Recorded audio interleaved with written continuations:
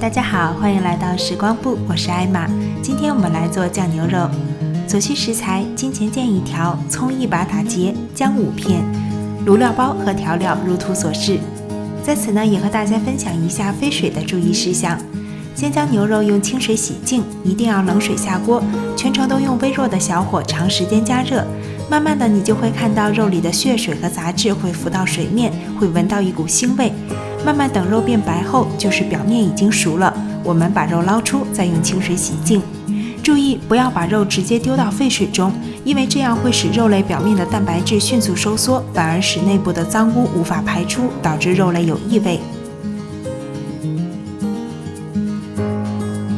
换一锅清水，放入焯好水的牛腱，加入葱节、姜片、卤料包、生抽、老抽、料酒。在卤肉时呢，你可以用压力锅，这样会节省时间；也可以用普通锅在炉灶上慢慢炖煮。其实相对来说呢，用炉灶小火卤制出来的会比较香。当你用筷子扎穿牛肉时，会感到有一点点的阻力，这样就可以了，不需要煮到很烂。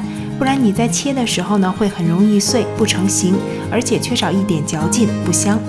卤好后呢，你可以直接夹出来，我一般会在卤汁里放到自然凉，这样可以让味道更能进入牛肉中。卤好后的牛肉放在冰箱里冷藏2小时左右再切，因为这样会非常好切。这次做酱牛肉呢，我选用的是金钱腱，它是属于牛前腿上面的肌腱，一头牛只有2条，是整头牛中较贵的部位。这条肉的特点就是肉里包筋，筋内有肉，筋与肉纵横交织，非常适合做酱牛肉，肉质也非常嫩，口感非常好。下面再和大家分享一道辣椒油的食谱，所需调料如图所示。碗里放入辣椒粉5茶匙，干辣椒段2茶匙，白芝麻2茶匙，盐半茶匙。锅里倒入1杯油，等油热后，我们放入所有的香料，有香味出来后，我们再放入红葱头、香菜。